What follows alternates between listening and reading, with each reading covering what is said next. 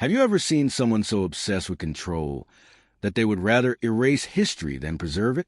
Imagine standing in front of a barn that has been standing tall for over a century, a barn that carries the sweat, struggle, and stories of your ancestors. Now picture someone, a self-appointed HOA Karen, calling it ugly and demanding it be torn down. Ugly? No. That barn is a national heritage site, and this is where the fight begins. The story begins in a quiet town, the kind of place where the past and present live side by side. Families gather in church on Sundays. Kids ride their bikes through tree-lined streets. And at the edge of my property stands something extraordinary, an old red barn built by my great-grandfather in the late 1800s. This barn is not just wood and nails. It is blood, sweat, history, and pride. Generations have worked inside it, storing hay, sheltering animals, and celebrating harvests. But to some people, history doesn't matter. To some people, control matters more. And that's when the HOA Karen arrived. She stood there one morning, arms crossed, lips pursed, with a clipboard in hand. You could almost hear the judgment dripping from her voice when she said, "That barn is hideous. It ruins the view of the neighborhood. It has to go." At first I laughed. Ugly? Really? The barn had been here longer than any of the houses in the neighborhood. It had been photographed in newspapers, written about in history books, and even featured in the local museum's records. But Karen didn't care about history. She cared about power. And here's the truth. When someone tries to rewrite history in the name of aesthetics, they're not just attacking a building. They're attacking identity. They're attacking roots. They're attacking something much bigger than themselves. Karen didn't stop with complaints.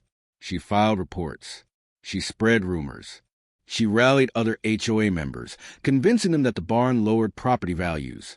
Every time I walked outside, I felt the whispers. Why doesn't it just take it down? It's such an eyesore. But here's the thing. They weren't just wrong. They were blind. Because that barn wasn't just my family's treasure. It was officially listed as a national heritage site, recognized by historians, protected by law, and respected by people who actually understood what heritage means. So why did Karen think she could erase it? Because bullies always believe they're bigger than the rules. I started digging deeper into the barn's history, not just to defend it, but to remind myself why it mattered.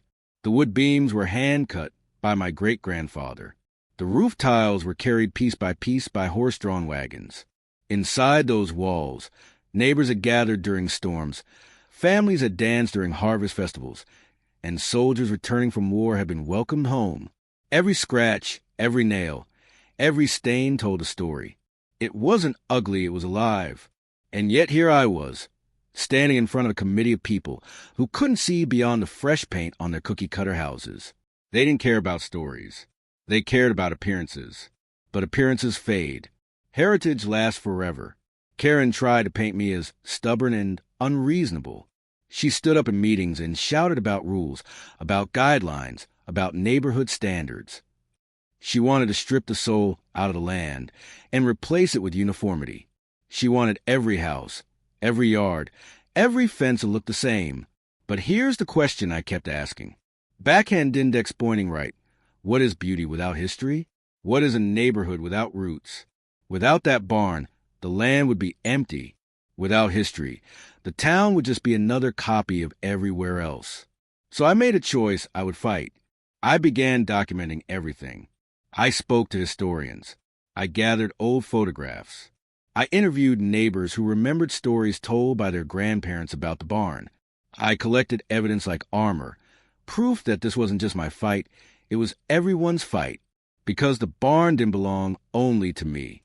It belonged to history. It belonged to every child who had ever pointed at it and asked, "What's that?" It belonged to every artist who had sketched it at sunset. It belonged to the soil, the town, the country. But Karen kept coming back. Knock on the door. Complaint in the mailbox. Another fine notice from the HOA. She thought persistence would break me down. But every time she tried, she only fueled the fire inside me. And here's something powerful I realized. Bullies crumble when they're exposed to the truth. So I turned the spotlight on her. I spoke at town meetings. I posted online about the barn's heritage. I showed people what Karen was trying to destroy. And slowly, the whispers changed. Neighbors started asking questions. Support started growing. People rallied behind me, not because they all loved barns, but because they understood one thing. If history is erased once, it can be erased again. This fight wasn't just about wood and nails. It was about the soul of a community. It was about respect for those who came before us. And it was about standing up to people who think rules give them the right to rewrite history. Every time Karen sneered at my barn, I saw more than anger. I saw fear. Fear of being outshined by something greater than her HOA's authority. Fear of losing control. Fear of history, reminding her that not everything can be dictated by a clipboard. And here's the truth. History always wins. Because history cannot be voted out.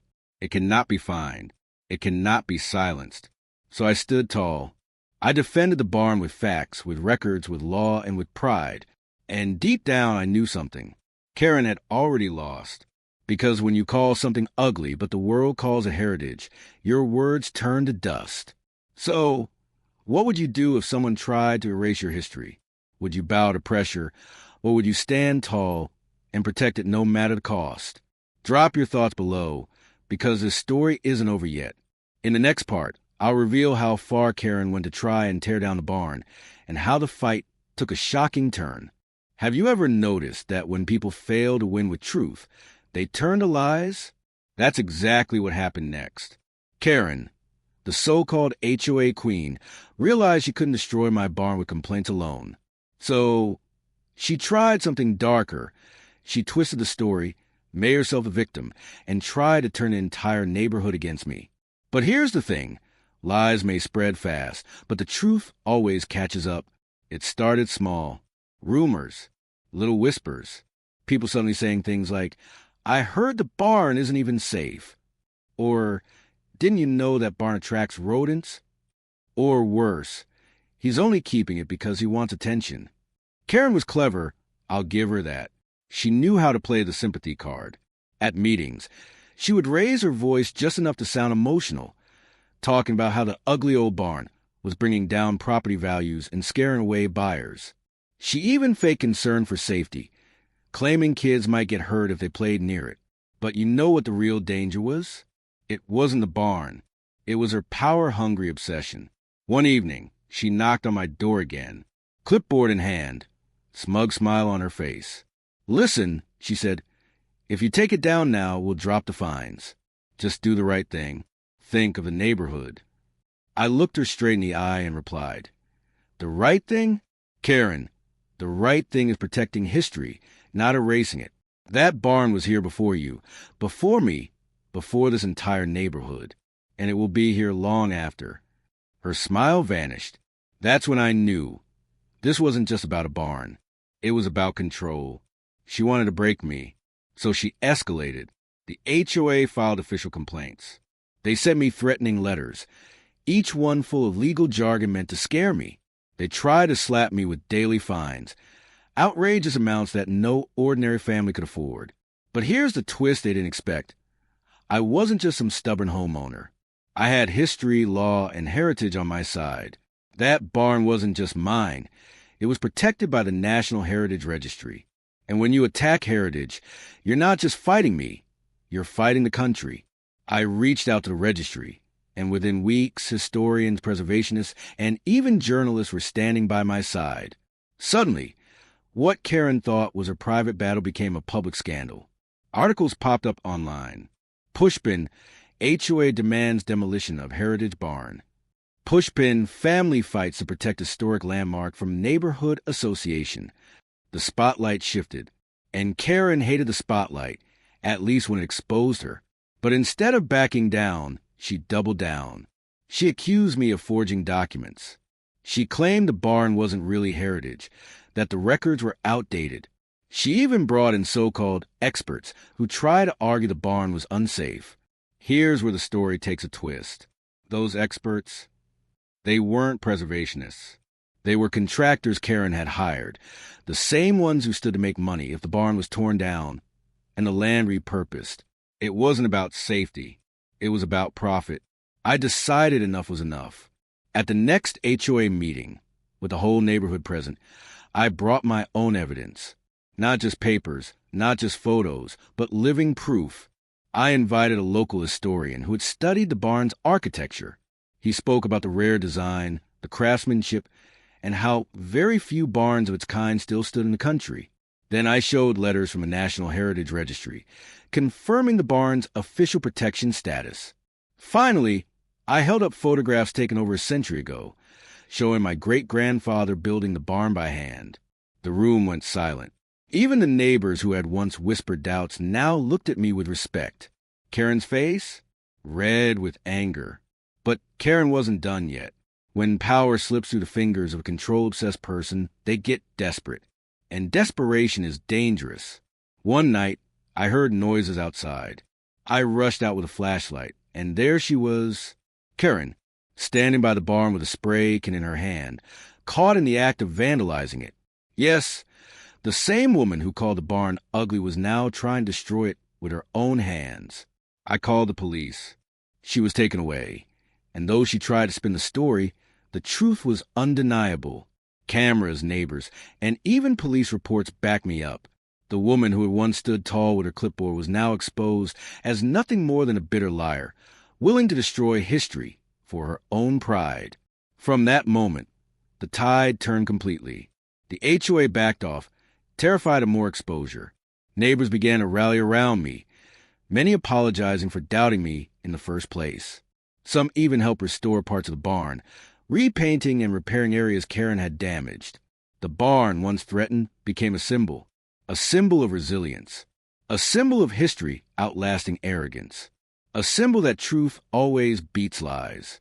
And here's the biggest lesson. When you fight for something bigger than yourself, people listen. At first, it felt like I was standing alone against an entire system. But in reality, I wasn't. Heritage belongs to everyone. History belongs to everyone. And once people understood that, they couldn't ignore it. Karen thought she could erase history. Instead, history erased her power. Today, the barn stands stronger than ever. It's been cleaned, restored, and even recognized with a plaque that tells its story to visitors. Kids on school trips stop by to learn about it. Families take pictures in front of it. And every time I see someone smile at it, I feel proud, not just because my family built it, but because we fought to save it. And Karen? Well, let's just say she doesn't hold her clipboard as high anymore. So here's my question for you. If someone tried to erase your history, would you fight back like I did, or would you let them win? Drop your answer in the comments. And if you believe history matters, share this story so more people understand that what some call ugly might just be the most beautiful thing we have left.